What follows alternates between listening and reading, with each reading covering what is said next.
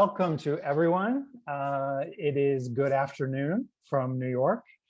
As Sue said, my name is Jeffrey Hull. I'm the Director of Education at the Institute of Coaching. And I am thrilled to have you all here today, coming in from all over the world. We have a very large gathering today. And despite the weather that's going all across the United States, I think people are still able to zoom in with us. So getting hellos from all over, including many, many other countries. So wow, South Africa, wonderful. Hello from South Africa. Nice to see you here. And Sweden, oh my God. I won't go through the list because I'd be spending the next 15 minutes saying hello to every country. But I'm thrilled to have everyone here today for our Institute of Coaching webinar on leading from anywhere and how coaches can help clients and leaders work in a virtual space. And we are so excited. I am thrilled to be able to have a dialogue and learn from one of the top thinkers in this space. David Burkus is a best-selling author of over 4 books. I am sure many of you have read a number of them. I started reading Dave way back with Myths of Creativity, and am a big fan of his work. He's won multiple awards. His books have been translated into dozens of languages. He's been featured in the Wall Street Journal, in the Harvard Business Review, Business Week. I could go on and on. He's also one of the top business thinkers with Business Thinkers 50 and has a super successful TED Talk. But most importantly, he has a new book out called Leading from Anywhere, and that's what we're going to focus on today. And I'm particularly excited to have an opportunity to learn from Dave because I think many of us as coaches from all over the world that I'm seeing are coaching folks that are working virtually. And it's a struggle and a challenge and an opportunity for all of us. And so we have an expert in the house. So I'm really excited about this. So before I turn it over to Dave, just a couple of little additional logistics, because we're learning as we go here at the Institute, and our webinars have been getting bigger and bigger, and we have a huge gathering today. So everyone is muted, as Sue said, and I would encourage you to use the Q&A box for your questions, because I'm going to try to track the questions, and you will have plenty of time to get to as many as possible. But if you can use the chat box for your comments and your thoughts, and try to use the Q&A box to put in specific questions as much as possible. I know I'm setting like hard and fast rules here now, but I'm trying to get a little better at managing these things. So with that, I want to welcome you, Dave, and turn it over to you. Yeah, well, thank you so much for having me. It is snowy and cold here, which in Tulsa, Oklahoma is never a great thing. But I'm excited to be here. I'm excited to be chatting about this topic because I think it's, we're almost at the 1-year anniversary of the great work from home experiment, as I call it. I see people from all over the world, all over various states of lockdown and or remote work. I even saw somebody say hello from locked down London, and from all over the world. I think there's this realization that what we thought was temporary is probably not temporary, right? I'm not talking about COVID. I'm an optimist. I think there is an end in sight for that, especially as vaccines roll out, et cetera. But what I mean is the remote experiment that we were asked to engage in. And quite simply, it's because it's working. It wasn't working at first. There was a lot of initial headaches, a lot of initial burnout, a lot of initial struggles, and we'll talk about some of those and ways that we can help our clients overcome those. But by and large, as people have been experimenting with greater flexibility and greater autonomy and having to trust in their people, we've seen a lot of successes in this remote environment. And I think we're going to continue to. As I'm fond of saying when I'm particularly snarky, you don't send hundreds of millions of knowledge workers home to work from home for a year and then snap your fingers and say, yeah, everybody come on back. It's safe now. For one thing, it's going to be safe for different groups of people at different times, depending on other life circumstances, their age, maybe the age of people that they cohabitate with, et cetera. But for the other, there's a lot of people who this whole remote thing is working. As somebody who's actually worked from home for the majority of my career, even when I was a full-time business school professor, I still demanded 2 to 3 days a week from the office because I knew those were my most productive times. A lot of people have found that over the last year. A lot of leaders have found that over the last year. And there's a lot of questions that come up with that. In particular, because of the nature of this webinar, because of our audience as coaches, I want to focus specifically on probably the number one complaint I hear or concern I hear, et cetera, from senior leaders. And when I say senior leaders, I mean of organizations of all sizes, whether that's large or small. I mean every industry, whether that's for-profit, government, nonprofit. They're all worried about things that they think rely on being co-located. They're all worried about stuff that they assumed had to happen in the office. And what I mean when I say that is they're all worried about culture. They're all worried about how they can make teams that thrive remotely, that have a culture that engages people. They're all worried about whether or not they can be particularly engaging. And so today I really want to drill down into that because everything else sort of revolves around that. Yeah, I mean that. Literally today I was having a conversation with a client of mine and I was talking to her about what senior leadership has decided, and that affects sort of the next year of content that we're going to work on together, because I didn't want to be in a situation where I'm talking about how the future is a hybrid future, how it's what I call a work from anywhere future, and at the same time have senior leadership decide 2 months later, okay, everybody come back, right? So the reason a lot of people are thinking everybody come back is partly because of productivity, but also because of this culture piece. Now, I mean, I saw it in newspaper articles just last week. The head of Google, the CEO of Google, said we worry about whether or not we'll be able to continue our culture if we're in this flexible work environment where nobody's really expected to be at the office, but they're obviously welcomed when they are. And as somebody who studied virtual teams and companies that are fully distributed for almost a decade now, I find this a really interesting question. And I find this a question that we can uniquely serve anybody as coaches as well, because this is the sort of thing that you can't really tell people what to do.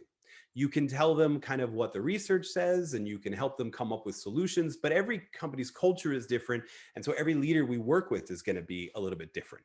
And so what I want to talk about today are some things we need to look at that answer this question of how do we shape that culture. Specifically, I want to look at questions or at ideas that answer the question, what makes for a thriving remote team, a remote team culture? And then I want to give you what the research says and a couple suggestions that might sound like they would work for a team you're currently on or for a client that you are currently coaching, sort of things you can guide their discovery towards. So that's our sort of agenda, and then we'll get into, if you have questions as we go through, don't trust yourself to remember them. We've got that system in the Q&A function on Zoom webinar, so go ahead and type that question in. If you've got anything else you want to react to that's not a question, like Jim Coyle right off the bat saying, love your book, thanks, definitely saw that. If it's anything that serves my ego, I'm going to pick it out in the chat. Go ahead and throw that in the chat, and there'll be a couple times where I even ask for you to throw what's resonating with you in the chat. But first, let's drill down into this, what makes for a thriving remote team, what makes for a culture of a thriving remote team, because this is what we ought to be focused on, I believe, in 2021 and beyond, as we move towards this realization that the flexibility that people have been leveraging for the better part of a year now is something that's going to have to stay. And the best research for this actually comes from a period I like to call BC, before Corona. It comes from studies of multinational, multicultural virtual teams and what made for successful virtual teams and what made for ones that underperformed expectations. There are two studies in particular that I want to look at. One was fully virtual and one encompassed both co-located and virtual teams. And when you synthesize those two studies, you find something really interesting. There's essentially three elements of a thriving remote team, especially their culture and the way they interact, that really affect everything else, whether that's how we measure performance or how we collaborate or anything else. They're really served by these three elements and whether or not leaders of teams have developed these three elements. So these are the things that we're going to want to be looking at when we're helping leaders of teams, when we're helping any individual we're coaching anywhere on a team, see if these things are at play, and if not, how do we build them? Those things are shared understanding, shared identity, and psychological safety. And I want to talk about each one in turn. I know this crew enough to know that psychological safety, I'm going to save that to the end because I'm just going to operate on the assumption that I don't have to sell anyone on the importance of psychological safety. It's not a new term. It's 2021. We know this matters. But I want to give some ideas on it for how to build it in a remote environment, because I believe it becomes even more important. It's a whole lot harder to speak up and to disagree in a remote environment. And so I want to drill down into what makes that in terms specific to remote. So let's look at these three in turn and let's actually define some terms. So shared understanding, our first one, this is the extent to which members of the team have a commonly held perspective on the team's expertise, assigned tasks, context, and preferences. And yes, you can tell from my side eye that I was reading that off the screen. What shared understanding really means is how well each individual of the team understands and empathizes with the other people on the team. And this plays out in ways large and small, with minimal empathy and with dramatic empathy. The first level of shared understanding would be just knowing everyone's true knowledge, skills, and abilities on a team. Now, when you're in a co-located environment, you might think you go through that Tuckman model, right? Of forming, storming, norming, performing, right? And in the storming phase is when you really figure out whose strengths and weaknesses are what, and who can we rely on for what things.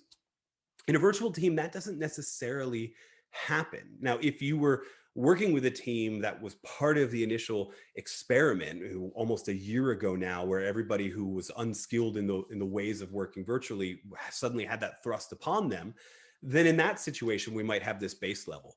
But if I would have told you it's February 16th as we're recording this, if I would have told you in February 16th, 2020, that just about every organization was going to have to hire people remotely and maybe even fire people remotely, was going to have new members of a team join remotely or have old members leave, you wouldn't have believed me, right? I mean, I here in the United States, we were foolish enough to believe 15 days to slow the spread for a while. Then it turned into 30 and then 45. And I don't even know what day we're on at this point. I think it's day like 347th. But who's counting at this point, right? We didn't know this was going to go on that long. So I don't know that we thought about beyond just knowing that knowledge, skills, and abilities. But shared understanding goes even deeper than that and matters even more. It also means understanding each other's calendars, understanding each other's work preferences. Jeff, who was there at the beginning, and I were even talking just before we went live here about a client of his he's coaching who's a night owl, who keeps a calendar that goes really, really late. And one of the tensions is, I can't see you, therefore, how can I trust that you're working? Well, shared understanding speaks to that because it means that we help the team come to a realization that they need to know each other's calendars and that not everybody has resolved to work from home with the same calendar of Monday through Friday from 9 to 5.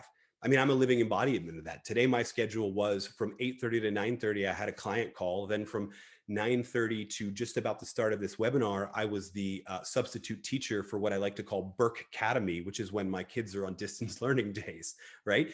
So we're all in that environment now, and we can't just rely on everybody to have that same schedule. So shared understanding means we need to take the time to help people understand that and understand that there is no one size fits all schedule, right? And then the last thing, and I think this one is probably the most important, in addition to calendars, there's also context, the context that coworkers on a team are working in, the context that leaders are asking their people to work in. Everybody for the last year has been working in a dramatically different context. I'm lucky. I'm really one of the lucky ones. I was already working from home a majority of the time. So I'm coming to you from about a 10 by 10 room in the basement of my house. My kids, having finished distance learning, are upstairs watching YouTube. We're probably not going to be disturbed. Although in the interest of setting context, I will tell you, I'm in a part of the world where it's unseasonably cold right now and our power grids are suffering as a result. So if I disappear at any time in the next 45 minutes to an hour, you'll know what happened. But context speaks to that idea. Not everybody's lucky enough to be in a room like I'm in. Some people have been working and their office is a folding screen that they stretched across the corner of their dining room, and they're hiding behind it while their kids are in Zoom school and their spouse or partner is at the other end of the table trying to do the same thing to get work done. So shared understanding means I know what the context that everyone on my team is working in, so that I can better understand who is available right now, who is going to get work done a little bit later, who needs daily check-ins and who needs weekly. I better understand all of the needs and the resources that my team is requiring if I understand their context. And so as we stress this idea that shared understanding is hugely important, here's a couple ways we can help individuals and clients figure out how their own team can be better served by shared understanding. And by the way, I actually recommend some of these you institute in your own life, in your own practice. If you are working with other people in your practice, these are great for your own individual team. But these are even fantastic, even working with clients. You decide. I've never prescribed do this exact thing. I always want to give you 2 or 3 possible options. So let's look at some of those in turn. The first, and this is what I like to do, I'll do it even jokingly when I start working with clients, is a virtual tour, right? And what I mean by a virtual tour is just give me a little quick tour of your office. Help me understand a little bit.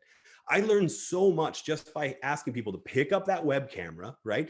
Move it around and show me where you're working. It's one of the reasons I've stopped using virtual backgrounds and I've started putting all sorts of crazy stuff that outlines my personality on the screen. Someone even asked in the comments, what is this big gold belt? Well, what you didn't realize is there's actually 4 belts, 2 of which I've earned and 2 of which because as a kid, I absolutely loved professional wrestling. I'm not ashamed about it. It was like the greatest television drama you could possibly watch. And as a fan of that, I have a couple collector's items from that, right? There's also weird random things like a Dick Tracy, because that was one of my favorite characters growing up, a light bulb because I wrote a book about creativity and innovation, just lots of sort of weird, quirky stuff that help you understand me a little bit. It also helps you understand the room I'm coming to and is a secluded room, is a quiet room. And as a result, then I'm going to have the ability to focus a little bit more than that person whose virtual tour might be, hey, look at my kitchen table, because that's where I do all my work from. So this virtual tour, it's just a quick opportunity for everybody to share context. What I like to do is pair it with, once you show us this context, show us how you stay productive in that context, because then not only do we understand the context, then we also end up understanding or trading best practices for staying productive or staying focused. So that's what a virtual tour is. It's a quick thing. I like to do it when I'm working with a lot of clients. Just, hey, I'd love to get to know a bit more about you. Show me where you're working in, right? That does mean that despite what Daniel Grossman said, Zoom background to the rescue in the comments, may not necessarily. I've seen some great uses for Zoom backgrounds I want to talk about a bit later, but every once in a while, show us your real actual background. There's not a lot of shame in it anymore. As I like to joke, we're all BBC dad right now. And actually, if you use the Zoom background, it can get a little freaky because suddenly kids help just suddenly jump through the virtual background. It looks it looks a little, crazier than just seeing them in that background. So that's virtual tours. Let me give you another suggestion that you can do. Jeff, there's a great question there on virtual tour versus privacy that we will table for when we do those Q&As, because I've seen it from 2 different people. So Okay, I just want to make a great note of that. The next idea that I have for you is this concept of work sprints. Now, this is particular if you're working with a client who's an extrovert. This is something I love to suggest to them. This is something that I do. If you can't tell by the fact that I'm standing up and then I'm delivering fairly energetically, right? I'm an extrovert. The worst thing about the last year has been not being able to see people, not being able to see who I'm interacting with, who I'm training or teaching, et cetera. But one of the things I have done to stay productive as a writer is I've partnered with fellow writer friends of mine, and we do these things called work sprints. So while I was writing the book Leading from Anywhere, every morning at 11 a.m., we would sign on to a Zoom call, and we would just share a couple quick hellos. How you doing? What's the weather look like? Cold. Okay, next, right? Because it's just always cold. And then we would get to work and we would write for 25, 30 minutes. It's sort of like the virtual version of those study halls you may have done when you were studying at university, right? The idea here is that you are giving the opportunity to interact, but you're still focused on work. What happens is when people take those little breaks, just like when you were in those little study hall sessions, when people take those little breaks, they usually talk about non-work topics. They usually talk about what else is going on in their life. They provide an opportunity to demonstrate a bit more shared understanding. Nothing's forced, right? no ideas are necessarily forced to be communicated, but you're making space for people to self-disclose a little bit more about them, to build uncommon commonalities with people that create those bonds, and also clue people in on what's going on in their life. And again, like I said, they're also a great way to sort of scratch the introvertedness that some of us actually require. Now, I don't think these are something that you should be working with a team and suggest are mandatory, but they're an idea that a lot of teams have yet to try. And so the idea of putting this out there and saying, hey, you know what, let's actually do a little bit of a group work thing. I'll be on for an hour or so at this time. If anyone wants to say hello, this is not a meeting. This is just an opportunity to have a couple friendly faces working alongside you the way we all did back when we were in that office. And then the last idea I have for you, speaking of being in that office, is sort of the virtual version of the open door policy that a lot of leaders claim they had and never really did, but that's a whole other monologue. And that's the idea of setting office hours, setting a time when you are available or when your client is available for her team that say, this is a time where any open-ended questions you have, I'm available. This can be a sign-up sheet where people can actually block out 15 to 30 minutes. They just know that it's every Wednesday afternoon this is available. Or this could be you're just in Zoom or Microsoft Teams or some other video software, just waiting to see if anybody shows up. And if they don't, then you're just working on your own. But the idea is creating a virtual and approachable time where people can come to you with any issues. And what I love about office hours is similar to office hours at a university. Those of you who, I see a lot of PhDs in these names in the attendee list, but even those of you who are working in any academic environment, if you had to do office hours, you probably found what I did, which is they were like the most productive meeting that ever happens in a university. Usually the idea behind it is I'm in my office for a set period of time. Students can come in. You don't get too many of them, so it can also be quiet work time. But when they come in asking for a question about something in a lecture or something that was just on a quiz or in an assignment, it almost always turns into an opportunity to have a deeper discussion. It almost always turns into an opportunity to get to know each other a bit more. So the idea behind office hours is really just to make yourself available at times for people to have ready answers to questions and trust that those conversations will go a little bit further. And as people sort of self-disclose, you'll get to know a bit more about your people, build a deeper bond, and also better understand where they're coming from. So as a quick review, and I want to ask you to put in the comments which ones of these are really resonating with you, but virtual tours are the idea of opening up with a voluntary, not necessarily obligatory, I think leaders should go first here.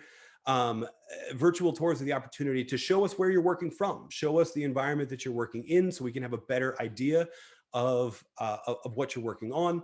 Work sprints are the idea of helping people pair together to have some time where they're synchronous in something like a Zoom call, but they're actually not focused on a meeting. They're focused on their own work. It's just that there's another person virtually there with them working as well. And then when you want to take a break, you can have a little bit of a social break to that. And then office hours are the idea of designating a time every week where you will be available to your team or your client will be available to his or her team so that people can just come and approach them with any questions and then also have whatever conversations you have there. So I'm looking in the comments here to see what your ideas are. It seems like a lot of people are really loving the idea of office hours. Work sprints, a couple people say I've been using those synchronous. Jeff, was that you? Did I just hear you chiming in too? Yeah, I just chimed in because someone had a really interesting observation. Yeah. Like the difference, do you want to make a distinction between what you're calling work sprints and co-working?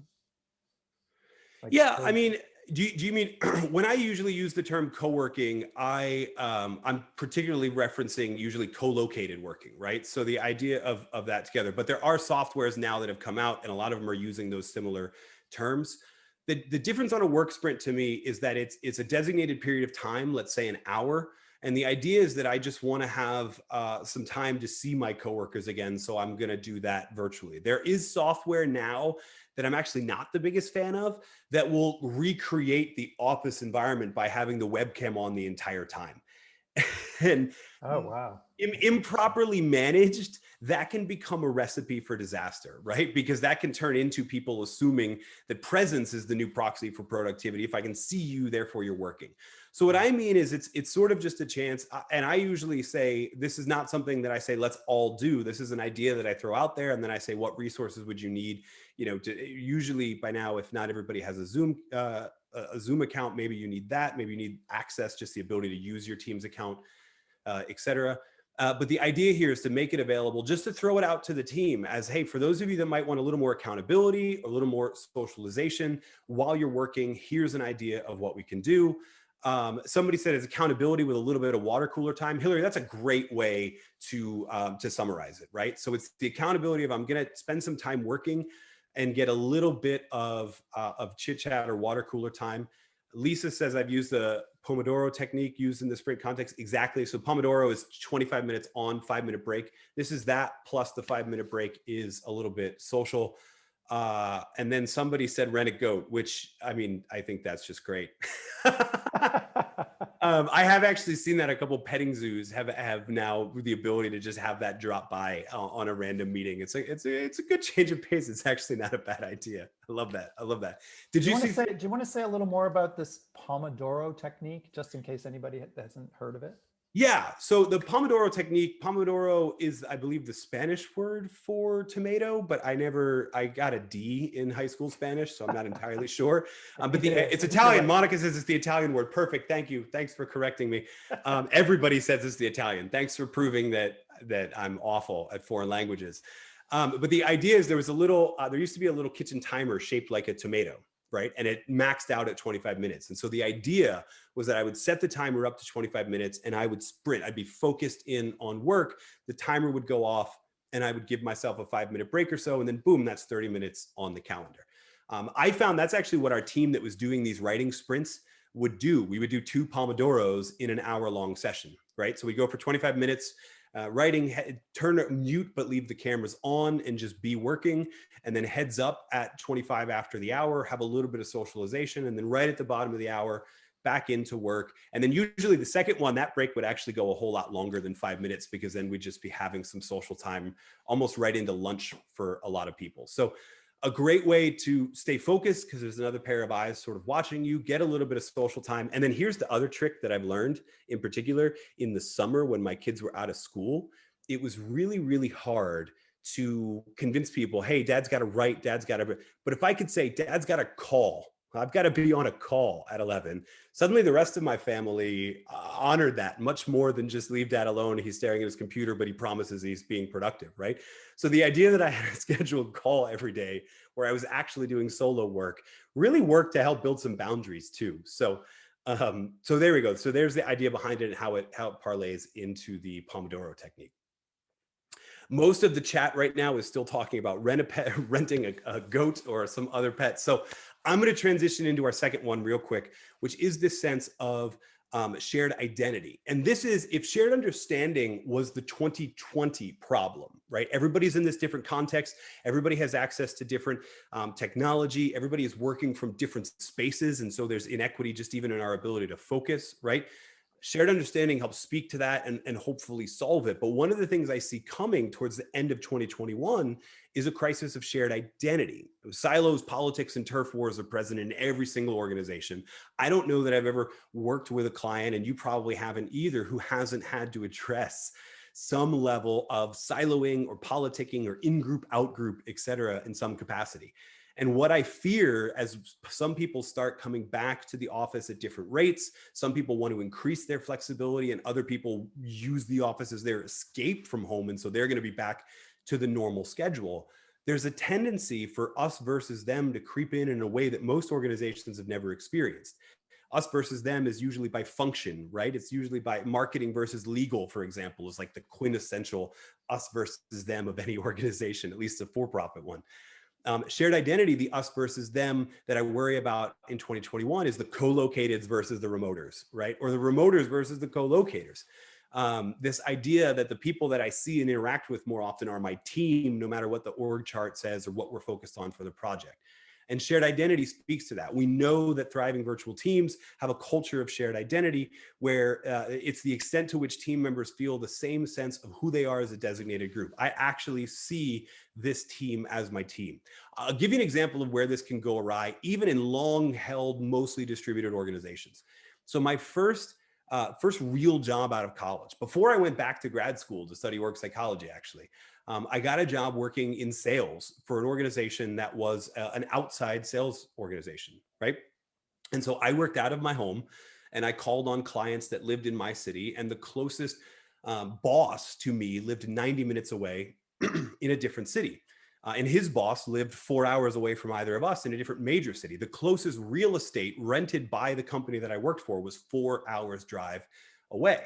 I was working remotely, but we didn't call it that at that point. The weird thing is that there were other people in my city, and even though they called on the same clients, they sold different products. And for some reason, this organization had decided that products are what determine who your boss is. And so they had different bosses who lived in different cities, right? Who go one more level up the hierarchy, and you end up with everybody back in Dallas, which was the place where the bosses were. But it created this really weird dynamic, because who's my team, right? My team leader, my manager, my boss defined his team as the people that reported to him. But I had 2 other people in my city, and if something happened, I actually needed their help because they could actually provide me support or resources much quicker. And this is what I mean when I say a crisis of shared identity. Which team was my actual team? I still don't know the answer to that question, but I do know who I send Christmas cards to every year, and it's not my old boss. I'll tell you that much right now. So the idea here is that as leaders of teams and as people coaching those leaders, we end up making sure we recognize that building bonds on this team, building people's sense of connection to each other on the team matters tremendously. We need people to think of the people they're working on as a team, and as one team wherever they are, right? Instead of what's happening right now is a lot of times managers and team leaders are feeling like they don't even manage a team. If they have a team of 12, they manage 12 individual relationships, and nobody's really actually working together, right? So I want to give you a couple of different ideas, a couple of different ways I've seen fully distributed companies and thriving virtual teams inside of formerly not distributed companies do this, build that sense of bonds and shared identity. And again, there's no right answer here. My goal is just to present you a couple different ideas that'll jog your thinking and say, oh, this would be something that I could suggest to my client, or this is something they're already doing, and now I understand the rationale behind them. So the first is, and this is a Swedish word. I know we have a couple people here from Stockholm. I saw that in the chat, but I love this concept in the Swedish tradition of fika, right? Fika, I mean, it's just coffee and cake. It's the idea of taking a coffee break with someone. But I've seen a lot of fika never fails. I love that in the comments. I've seen a lot of virtual companies have been doing this even before the pandemic, which is making time for bond building by letting people opt into a system where they can deliberately pick people, or sometimes they're randomized to different people on the team. And at some point in the next week, you take about a 30-minute coffee break with them. And the whole purpose is to have non-work discussions. You can do this in a couple different ways. Like I said, you can let people opt into this. You can let people, or you can let them opt into specific people, or you can let them opt in and then randomize them. You can even seed them with questions, right? And say, here's a couple great conversation starters you want. But the idea here is just making time for people to connect one-on-one and have a non-work conversation. As we know from a lot of the research, these non-work conversations, or what are sometimes referred to as conversations that find uncommon commonalities, or in network science literature, it's called multiplexity, a lot of different terms for the same thing. When we find non-work reasons to connect with people, we feel more bonded with them than even people that we just use that we just interact with because we have the same function. And in a virtual environment, there are much less opportunities to do that. We used to be able to do that in the break room. We used to be able to do that in the before and after time of meetings. We used to be able to do that in the parking lot, or as we go up to where we all work. Those buffer times that we used to have, we don't really have anymore. The team meeting starts at 11, so we all jump on at 11. We get right into the agenda. Maybe there's a half-hearted, how's everybody doing? And everybody goes around the room and says, good, but we don't necessarily do any of that, right? So, so this idea of fika really speaks to that idea of we're going to create some deliberate buffer time for people to have those one-on-one conversations. And I saw it in the chat. If you use Slack, there's an app called Donut that can randomize people for donut breaks. It's a great plugin if you use Slack. It's we'll talk about Slack maybe in the Q&A, but if you're already using it, if your company requires it, et cetera, it's a great little plugin that you can use. The next idea kind of goes in line with this, but it's a team held idea. And it's this idea of having shared meals, not every day, right? But recreating that environment of shared meals. And when I say shared meals, by the way, I don't mean like a Zoom happy hour where everybody makes their own cocktails, et cetera. But I mean a time that's a little bit more in the middle of the day where it's seen as taking a break. Obviously, this works better if you've got teams that are more aligned in time zones and working virtually, but I've seen it done with fully global distributed teams. They just share the pain of it.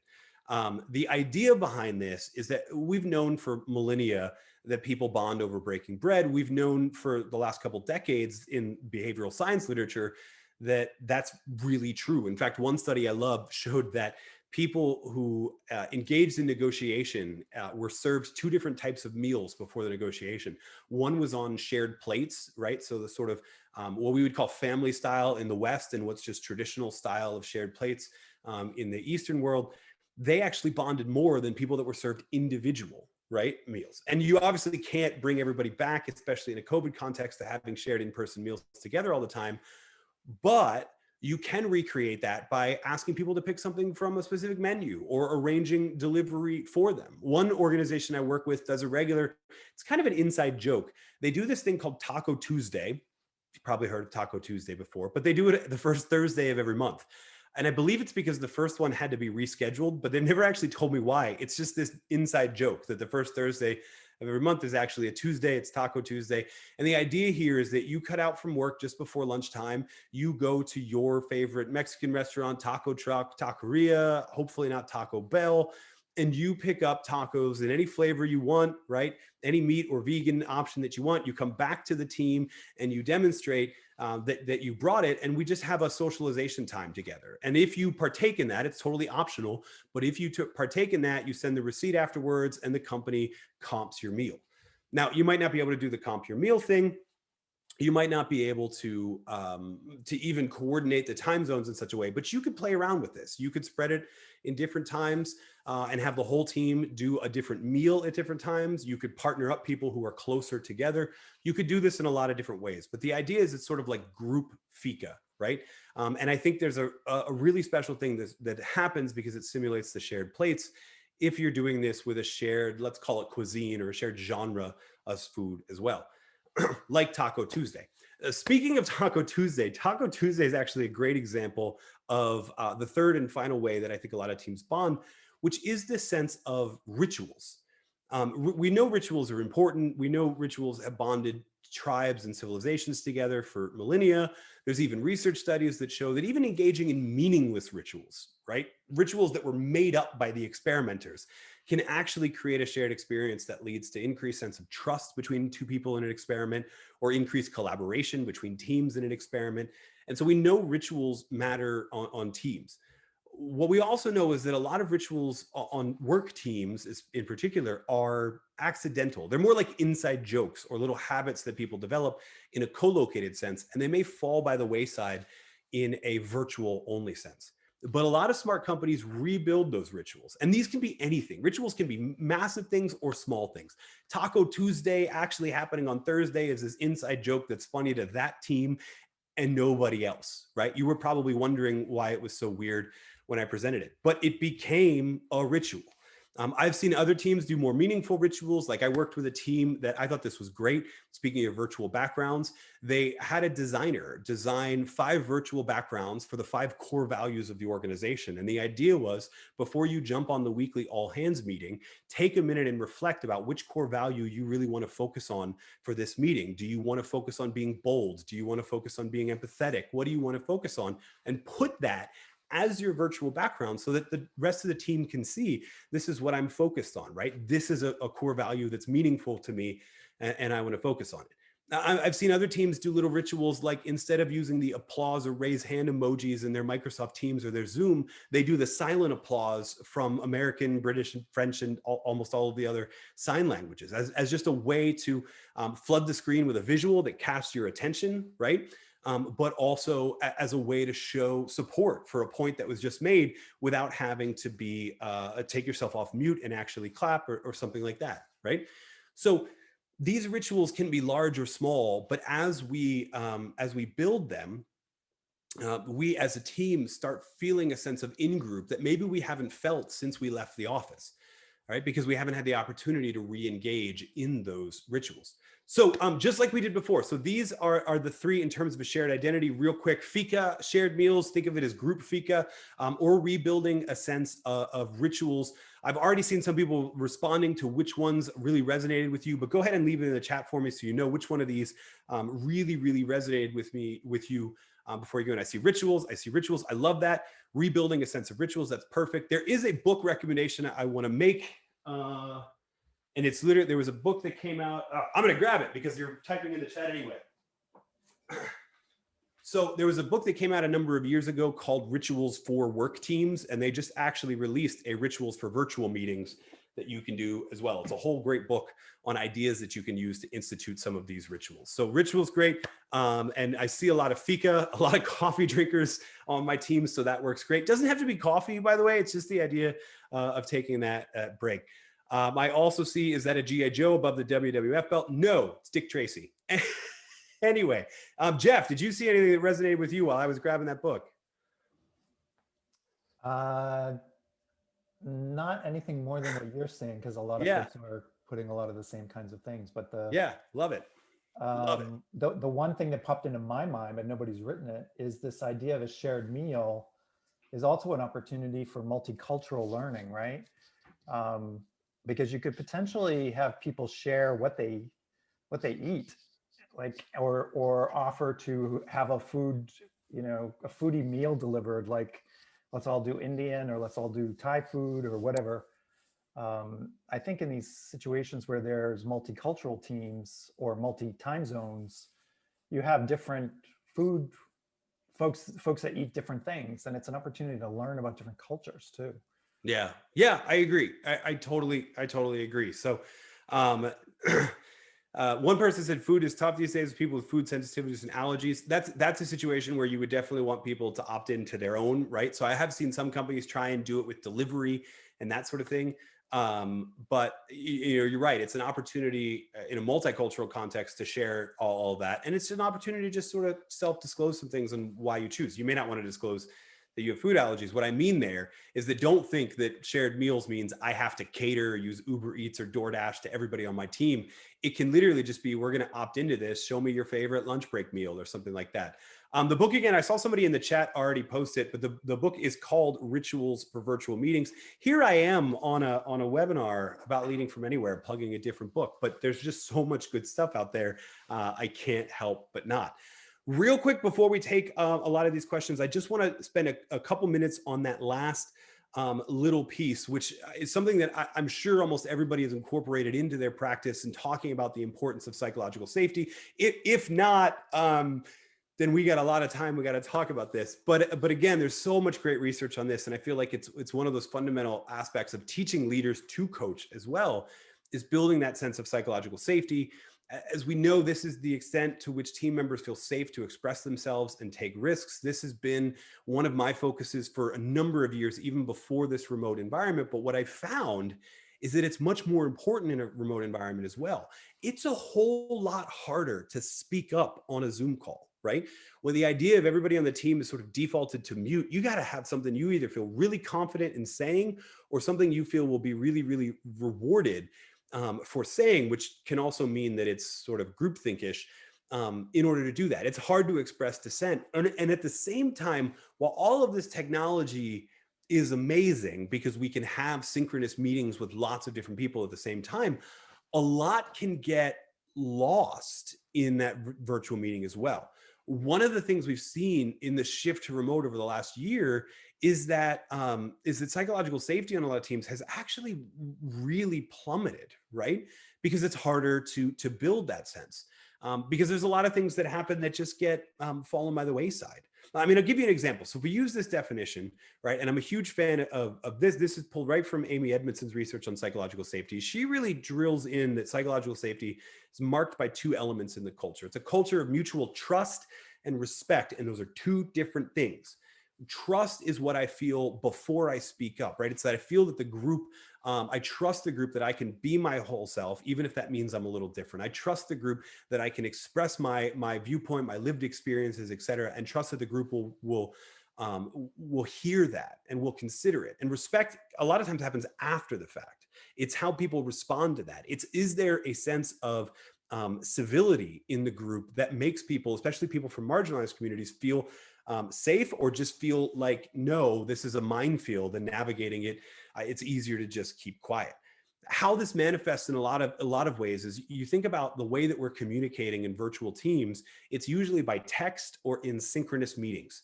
And if you think about trust and respect, these are two areas where those mediums of communication compared to face-to-face in-person interactions are actually a lot harder, right? So if you've ever tried, I grew up in the Northeast of the United States, which is a very dry, sarcastic part of the world. Our love language is snark. Jeff, I don't know about you, but I've often, regarded that my love language is snark, because that's the way it was. And culturally, that doesn't work in a multicultural environment. And it never works in a written environment. You almost have to put the word sarcasm in brackets, right? Or better off, don't, right? At the same time, you could be facilitating a Zoom meeting, for example, and you might not catch those little nonverbal cues that somebody wants to speak up, right? You can read the room and sense it a whole lot better, but on a Zoom call, it's a whole lot harder, right? And so it's not because of a lack of intent. It's not because people have said, oh yeah, you know what, in this virtual environment, let's just get work done. Psychological safety is not important. It's that if you weren't already being deliberate about building it in an in-person environment, it's a whole lot harder to build it in a virtual environment. And I want to give you just one tip. And this is where I really think, to the extent that privacy rules and confidentiality rules apply, this is where I really think coaches can come into play in helping, especially team leaders. And that's by being that almost silent observer, right? Volunteer if you can to be in that Zoom meeting and watch your clients' interaction and watch the rest of the room. And maybe you can be the one who gives them feedback. When you said this, I noticed that Sarah started leaning forward like she wanted to say something, and then she just sat back and maybe didn't take the sense to speak up because you didn't give space there, right? Or maybe it's the way, you said that and it was a joke, but it didn't really go over the way you want. And now everybody from New England is offended that you said their love language is snark. I'm kidding. I only say that because I saw a lot of people agree in the comments with that idea. But it gives you a sense. You crack a joke, it gets misperceived, and that can resonate and fester with people for a whole lot larger. So having somebody who can watch, what do I say and how do I say it? And this is a role for a lot of coaches, or for us to suggest to those clients to use somebody on their team for privacy reasons if you can't. This is what we want to be watching when we're communicating with people. Not only what am I saying something that welcomes ideas, that welcomes input, that creates a feeling where people feel welcome, but also how do I say it? And in particular, how do I respond when other people speak up? My number one question for clients that I ask people when it comes to psychological safety, number one question is, when's the last time someone disagreed with you? And you would be amazed how many leaders are like, hasn't happened in a while. And I go, was it March 14th? Right before in the United States, the whole work from home experiment began. That's because we're not doing enough here to build a sense of psychological safety on a team, or a sense of what my friend Karen Hurt calls a courageous culture, where people feel free to speak up. So take extra time to pause, take extra time, maybe even appoint another person to read the room and watch those reactions, because it's difficult. It's hard to run slides and be in a present and active in a Zoom meeting and do all of the work of facilitation, and then also be watching for people's reactions in a Zoom environment. So break that up and let somebody else help out with that. So real quick, as we sort of wrap up and move into questions, what we find in remote teams that outperform their co-located partners or comparison sets is that those teams are marked by a sense of shared understanding, shared identity, and psychological safety. And I believe that coaches are uniquely positioned to help guide team leaders, but really anyone on a team, to find that a lot of their frustrations in this remote environment that is not going away anytime soon are actually because of lack of one of these three things, and then guide them at an idea for that. We gave you a bunch of different ideas for how you can reproduce those, but you don't have to do any of those. it's our job to sort of co-create or co-discover what things will create that sense of shared understanding, shared identity, and psychological safety. But I can promise you that if we don't, then we're not really creating teams that are set up to thrive from the new world of work, which is a world where we're working from anywhere. And if the future of work is working from anywhere, then the future of leadership, and the one that we ought to be preparing all of our clients for, is leading from anywhere.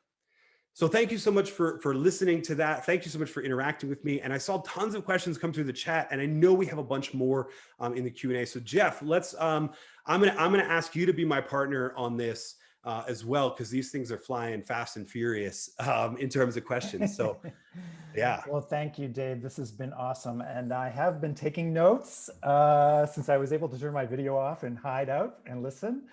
And track the chat, which, by the way, some folks are asking. And yes, the chat is kept and we can potentially send it to you. This is going to be recorded and will be available on our website, instituteofcoaching.org. And Dave, folks have been asking, how do you do these fabulous slides that are incorporated into your photo, into your cam? And you told me before that this is called Ecamm, right? Yes. So if you're a Mac user, there is a service called Ecamm Live that lets you do a virtual camera. So Ecamm is really, it's like a television production studio in an app. And then what I do is I sling that to Zoom so that I can run that. I also have a DSLR running into that.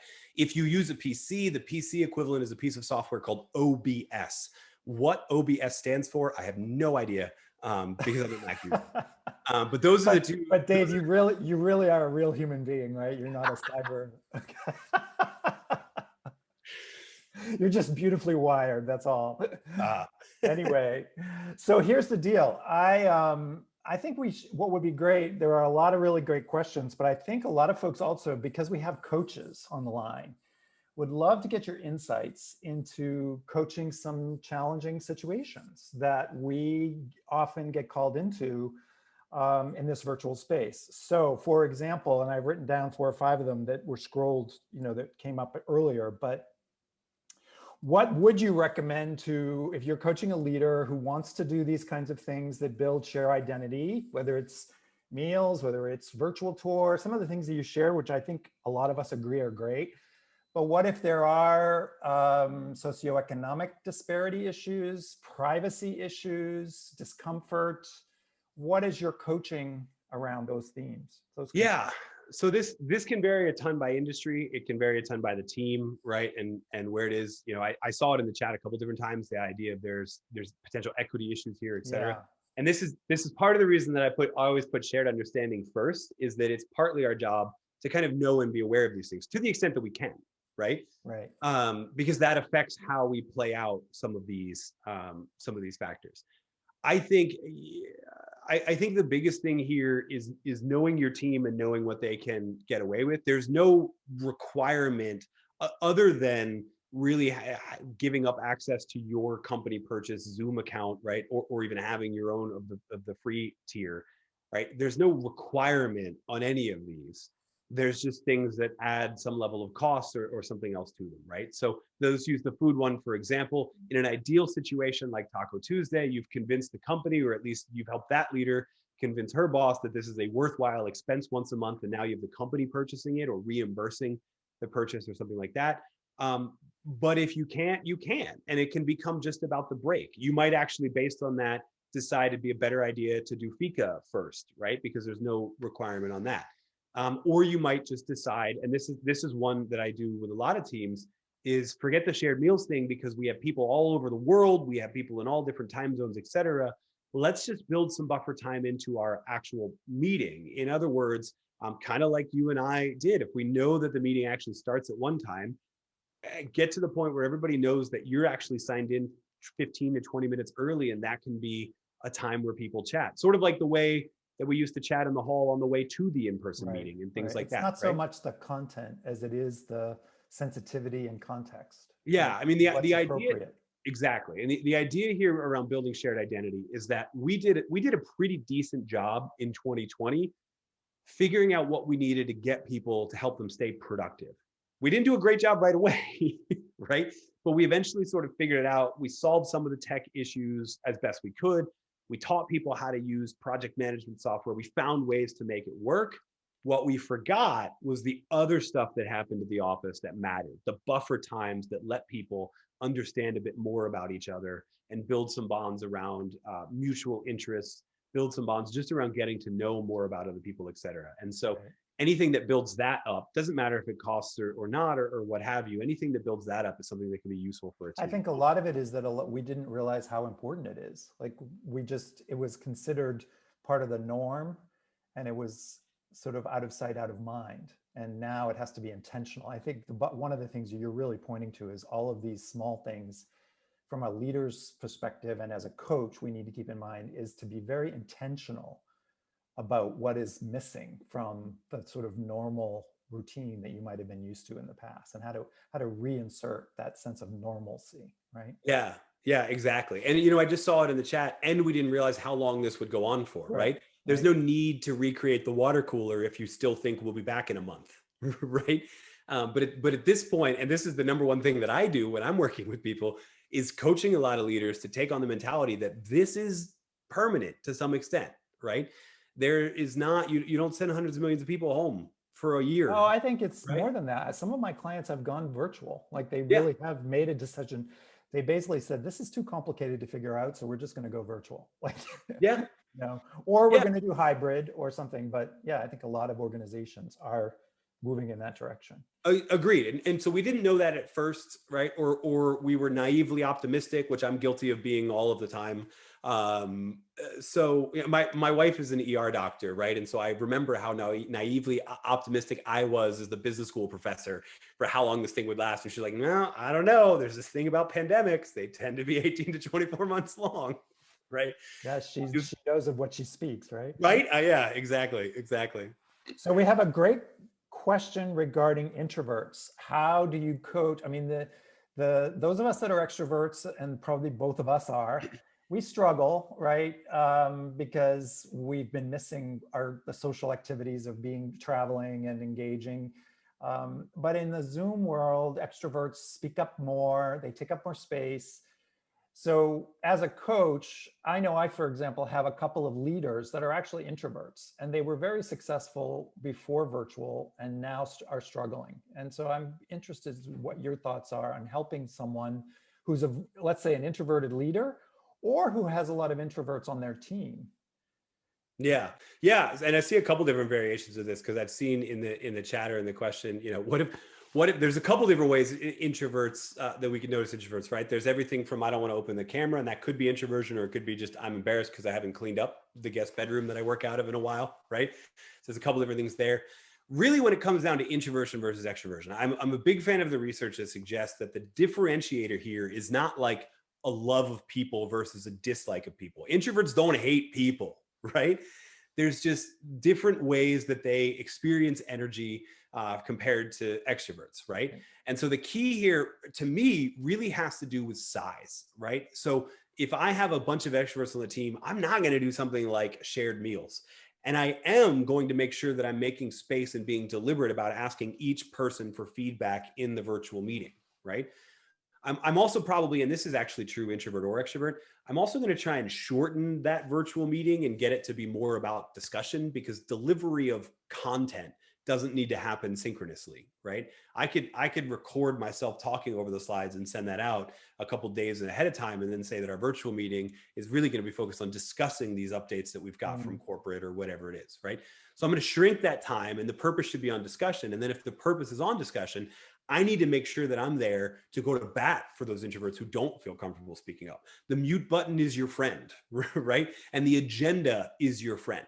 So I might even craft into the agenda, right, that we're going to be discussing this topic, and I want to go around the room and talk about it, but no more than maybe 3 minutes at first per person, so that we get a chance for everyone to speak, and then we can go from there, right? And then I'm going to be the bad guy. Really, the clock is going to be the bad guy in this scenario. And I'm going to say to the extrovert, oh, that's great, Jeff. Those are awesome ideas. I want to make sure we get to everybody. And we said 3 minutes. So I'm going to pass it on to the next person, and I'm in control.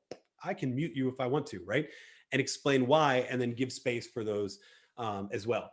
The other thing to recognize is that, and I've seen this in the chat a couple times too, a lot of introverts say that they recharge by spending time alone, right? Right. That being around, so less social environment breakups, right? This is why I said I wouldn't do the shared meals thing, and more ways to encourage them to get that alone time. This is also where shared understanding comes into play. If I understand the context of it all, then I'm better able to deal with it. Not to bring my wife to the conversation 2 times in the same like 3 minutes, but she's an introvert and I'm an extrovert, if you can't tell, right? And so right now, where the majority of my work is from home and the majority of her work is still in the ER, it's kind of recipe for disaster without knowing about each other already, right? She gets home and all I want to do is talk because I haven't had anybody to talk to all day, right? She gets done with a 12-hour shift to dealing with people she does not want to talk, right?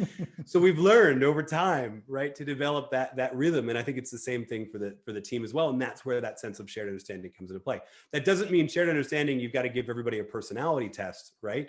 But it does Well, mean, to your point, to that point, actually, that's a good question that just came in from Patrick that I was going to ask you. So maybe I'll yeah. just jump right in there, which is, as a leader, how do you, or as a coach working with a leader, how do you evaluate whether or not you are having success with creating a shared identity? So as I was saying with psychological safety, right? My big question for psychological safety is when's the last time someone disagreed with you? As in terms of shared identity, there's this old line. I think I wrote an article about this line of research a couple of years ago about if you want to be a better leader, use we more than I.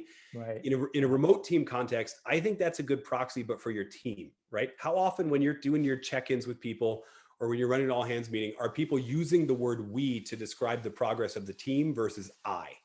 If you're managing a bunch of individual relationships, people's progress reports, updates, et cetera, are going to be very focused on what I am doing, but maybe not necessarily in the context of the progress that we are making, right? And so that's a good signal that you need to be a little more clued into the fact that we need to build that more sense of shared identity, because everybody's keeping everyone up to date on what they're doing, but they're not seeing how it fits into that larger whole.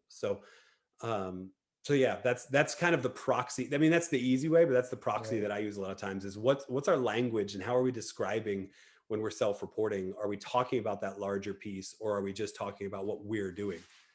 Or sorry, what I'm doing versus what we're doing? Yeah, I mean, I think, and what I would point to and add to that is that you're really touching on something crucial, which is that in the cyber, I find, and this is true in real world too, but it's exaggerated in the cyberspace or in the virtual space, which is that the small things really matter, right?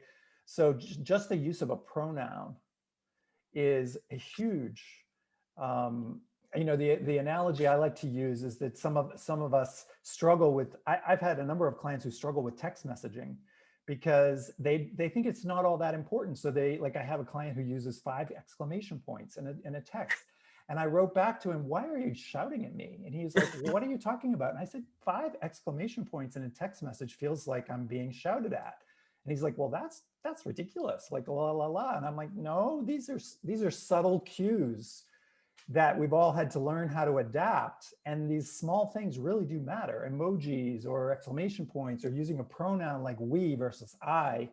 So I think you're pointing to something really important, which is that as coaches, we need to help our leaders become sensitized. Yeah. Right?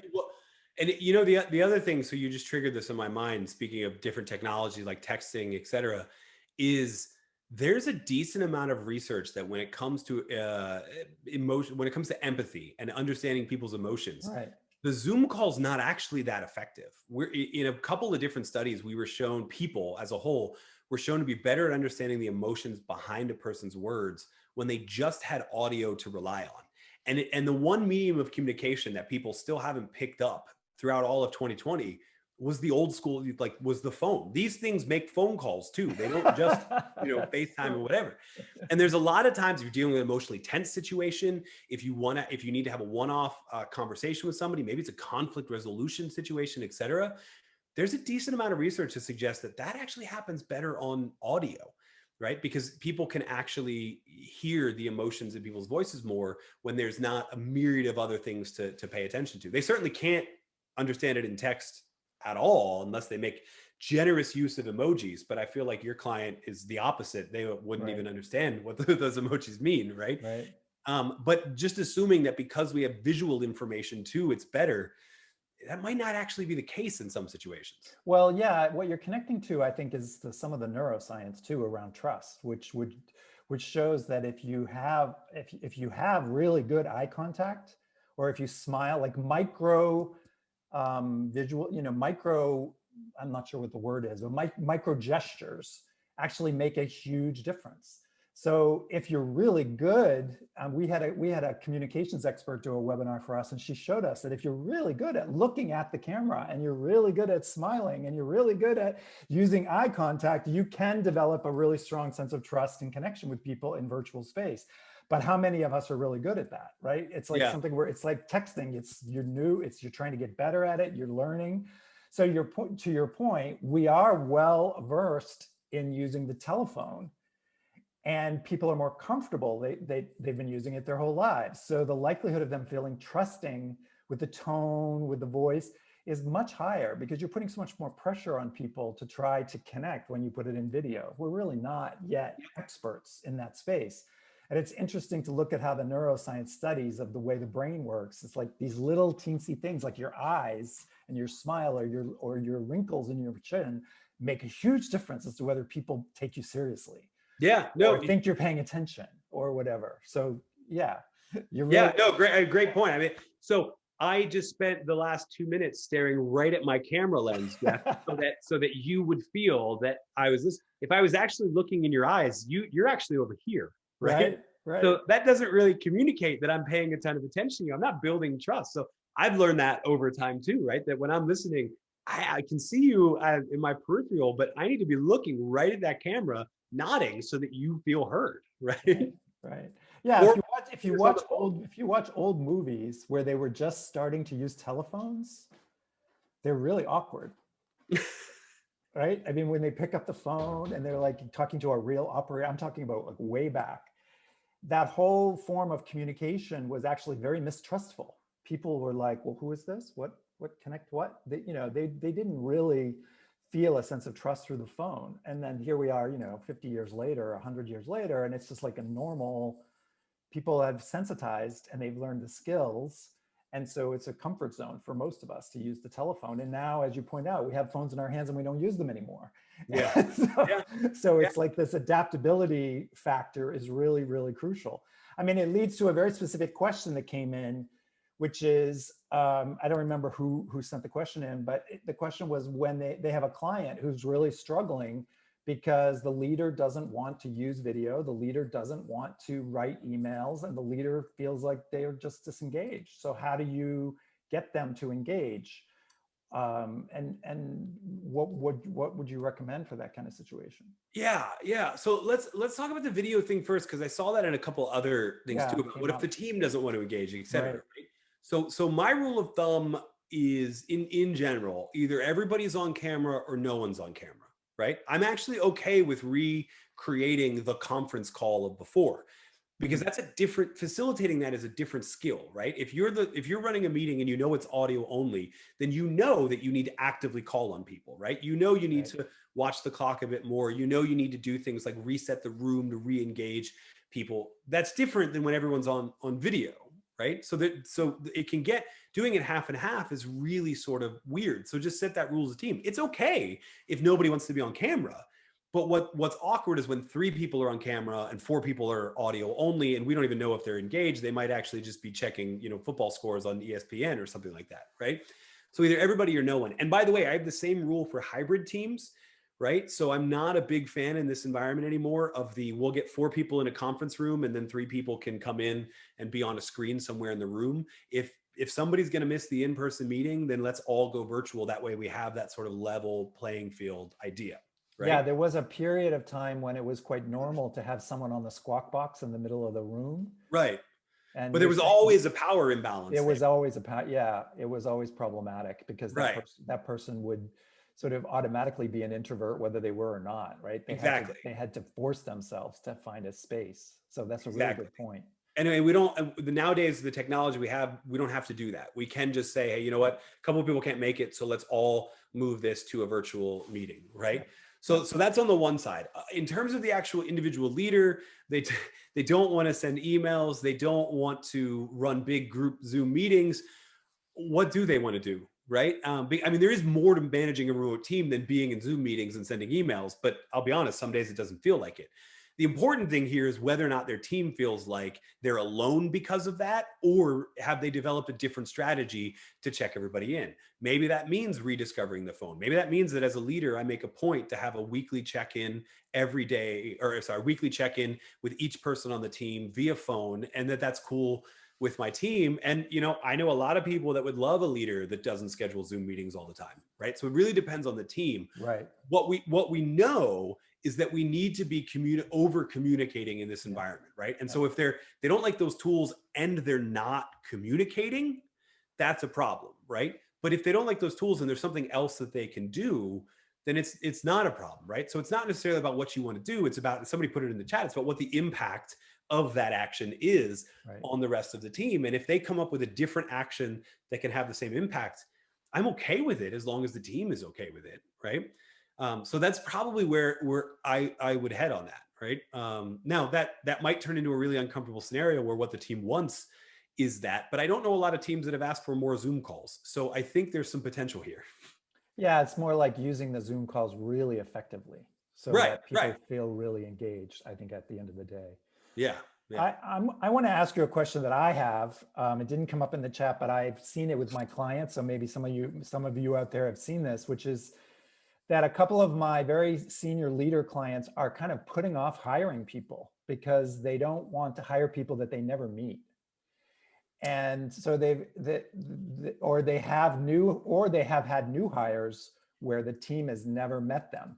Yeah. And they're wondering about, I think someone actually did ask a question about how do you indoctrinate, how do you integrate a new hire? So what are your thoughts on this idea of recruitment, not meeting, and innovation and all of those things? Yeah, indoctrinate is a strong word.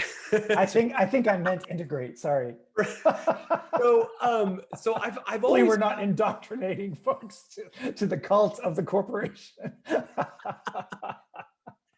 So I've always found this interesting. So let's take this in turn, right? So there's the interviewing process and then onboarding, right? Right. I've always found this argument, right, to be a little weird. So I totally get when we all thought 15 days, 30 days, whatever, then I could understand, okay, maybe we'll put off hiring this person until we all come back. I don't know that there's an excuse for that anymore, right?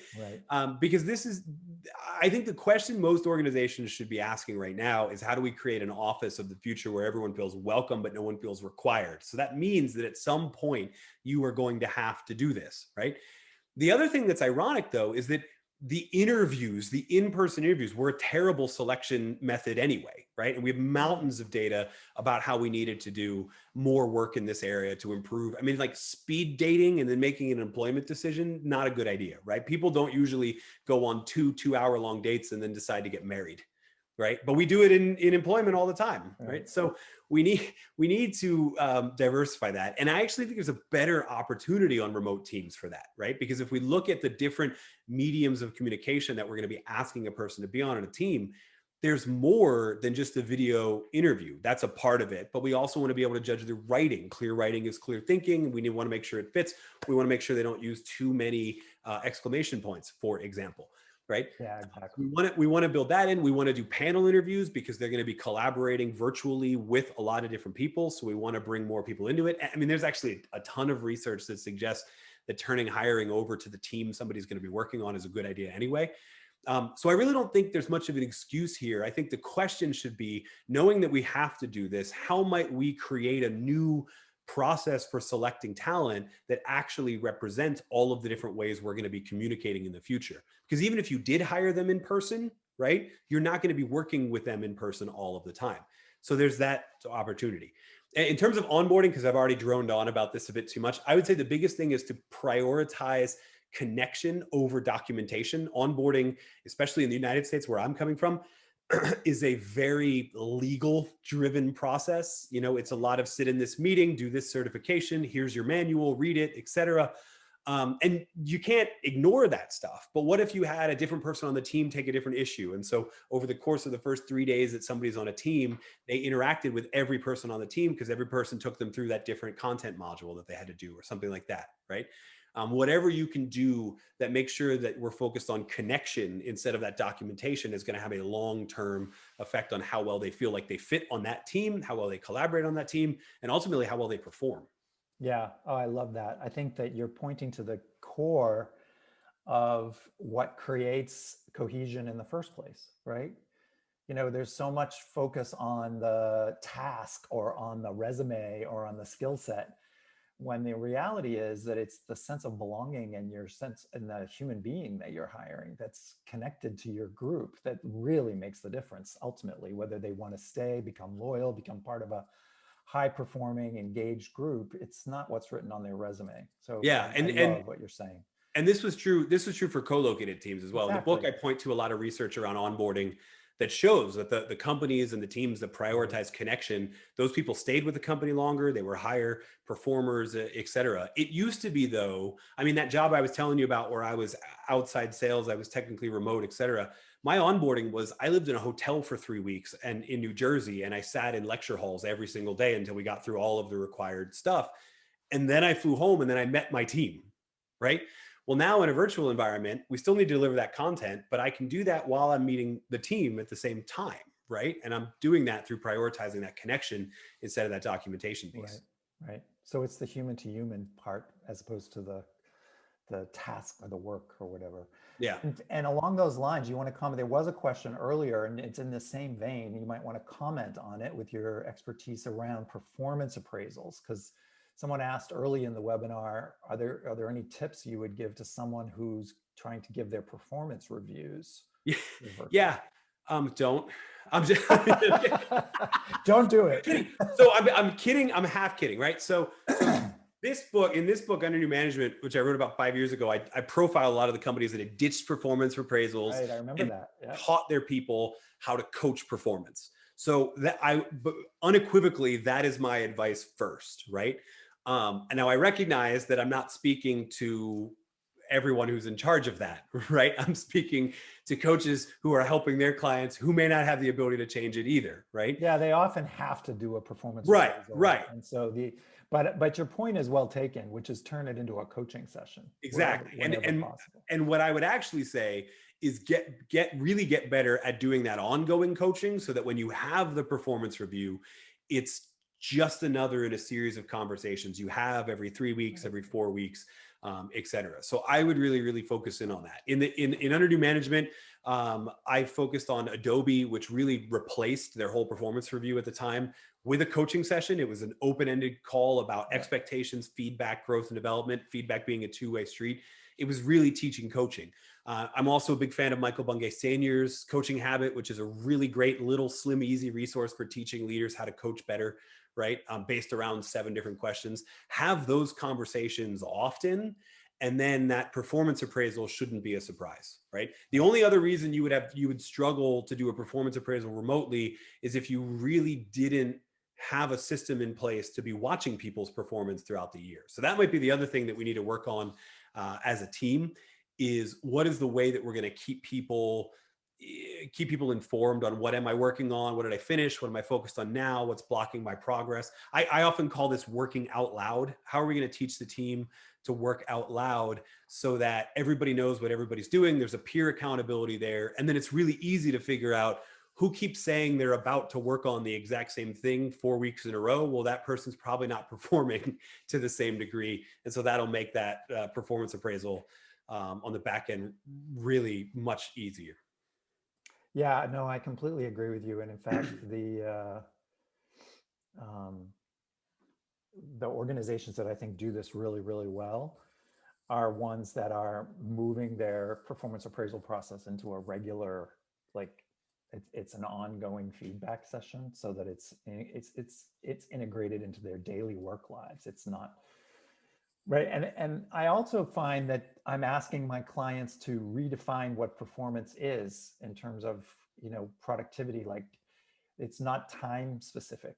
It's not just like 2 or 3 goals over the next 3 months or over the next year, like to get really granular around what their results are that they're going to be looking for, because they can check in all along, not just once a year, right? Right. Right. No, I agree. And this is one area where, again, we didn't anticipate, or most places didn't anticipate being in this situation for almost a year. And Right. so now you're running into, well, that performance review document really was based on observable behaviors, for example. And now it's a little sort of irrelevant. And so, I mean, there is the need to fill out that document, which will go better if you focus on regular ongoing coaching and feedback. But even so, that's what you ought to be focusing on anyway, because that's what's going to help people Right. move forward in whatever project they're working on, grow as an individual, or even just feel like their manager cares, which Yeah. can make a huge difference. You know, there's a lot of people that right now feel like they're working alone, and then there are teams that feel like they're working alone together, and that last word makes all of the Makes difference. all the difference. Yeah.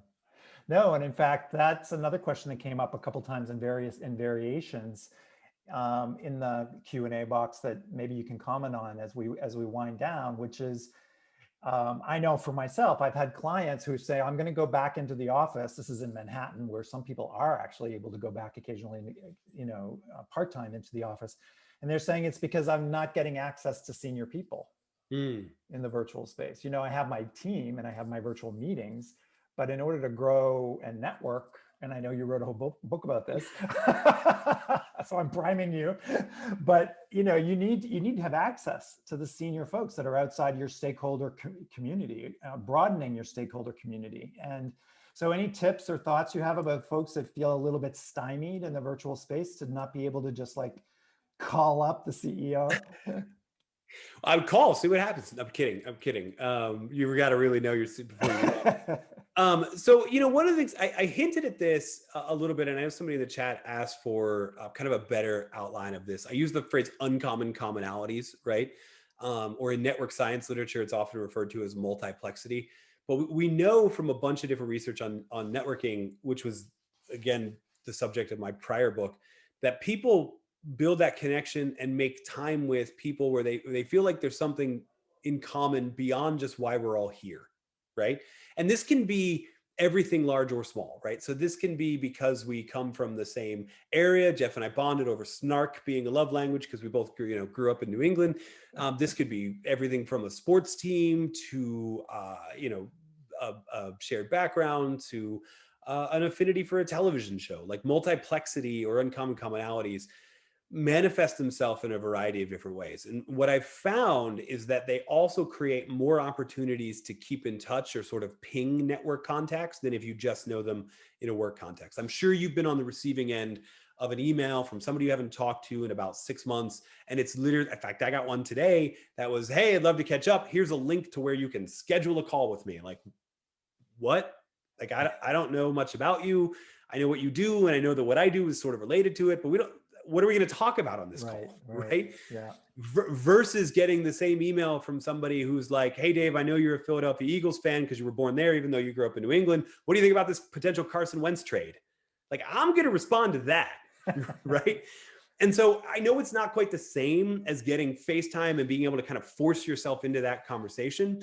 But to the extent that you've already done the work of finding uncommon commonalities with those senior people, that will serve you better in the long term anyway, provide more reasons to just interject that email, send that. I don't know that you could send a text message in this context, but find something kind of else to talk about. It's almost always, even in a co-located environment, my advice to people in terms of getting access to senior leadership is figuring out what other passions they might have and what things you might have in common. Because not only does that find more reasons to try and interject yourself into a conversation with them, it actually kind of levels the playing field as well. Like one of my favorite examples, and because we only have 5 minutes left, I won't go into the whole story. But I do this really esoteric sport called Brazilian Jiu-Jitsu. That's what these two belts are from. They were actually earned from when I was younger and more fit. And the number of people that have had a power difference to me that I found out did jiu-jitsu, but haven't been doing it as long in my last 10 or 15 years of doing it has been remarkable. And it's actually created interesting opportunities to have a conversation about that martial art and then parlay that into whatever it is I needed from a networking perspective, et cetera. So those things tend to happen a bit better when you find, when you look for those kind of uncommon commonalities, reasons beyond just that work thing to reach out to people. So if you can find those, that would be where I'd start. I realize it's hard to do if you haven't done it otherwise. But you can Yeah. just reach out to people and ask them what their hobbies are. You know, like, what do you do in your spare time or whatever? I mean, I have one also wonderful little example with a woman who was struggling because she thought all the senior guys above her were, you know, just golfing and men's clubs, and it's hard to break through the glass ceiling and all of that. Yeah. And I just suggested to her she try to find out what some of the real hobbies are of some of the guys, especially one that she wanted to connect with. And the punchline is that there was one meeting where, and it was a virtual meeting, where he was wearing, because they're at home, so he was wearing a sweater. And she asked him, so that sweater's really, really nice. Where did you get that? And he said, I knitted it. Yeah. And she found out that they have in common that they both knit. And it was like, she said to me, I was shocked. I couldn't believe the guy. And I'm like, you never know. People do have uncommon commonalities, and you just have to find it. Yeah, no, exactly right. And, you know, it's beyond this idea of an old boys club, although that is an issue. It is an issue, right? I don't want to diminish that, but it can also be, it can be paying attention to little things they say. I mean, I remember one time an executive in a company I was working with mentioned that he was reading a book about North Korea and just found the whole idea of living in a place like that, you know, scary, but also sort of weird and fascinating and whatever. Right. And about a month later, I was listening to an interview for somebody that paid to go on a tour of one of these places. And I just clicked forward and sent it along and, you know, followed it up with, I hope you're well, haven't talked to you in a while, love to catch up, etc. But because I paid attention, that wasn't even an uncommon commonality. That was just me paying attention to some other facet of the person and then speaking to that facet instead of the work-related context, right? So it can work in that regard as well. Right. Beautiful example. I totally appreciate that. Wow. Well, this has been great. I think if the chat is any indication, folks are finding it really, really helpful and a lot of amazingly useful information. They did ask for a reference for a couple of the studies that you mentioned at the beginning. I don't know whether you want to send that because we are running out of time, but if you can maybe put it in the chat if you have it, or you can send it to us and we can send it to them. Yeah, no, I can do that, and then we can send it out when we send out the recording and that sort of stuff. I think it was a study about voice communication versus visual. Right at the beginning, you mentioned. But I'll find it in the chat. We can find it in the chat. Okay, yeah, we saved the chat, so we'll get it out to everyone. And I also want to remind everyone that if you're finding this to be an interesting conversation and learning a lot from Dave, that you can join us again, because Dave is going to be my guest on LinkedIn Live on March 3rd at 12 noon Eastern Time live. So I hope you will join us then. I am very much looking forward to it. I'm going to dig into finding out something uncommon commonality about Dave Burkus that we didn't get to today.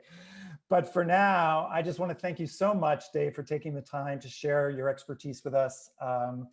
And I want to recommend that everyone get a copy of your book. It's Leading from Anywhere. Is that right? Yeah, and the studies are in that. And the studies are in that. So there you go. So there, no excuse. I'll get the full reference. All right, no excuse. Well, thank you so much for taking the time. It's been really great. It's super timely topic that we're all grappling with, and we're all looking for ways to build high-performing aligned teams in a virtual space that's likely to last, I think, probably forever at this point, right? You know, in some form or other. So thank you so much. Look forward to seeing you in a couple weeks. And thank you all for joining us from around the world.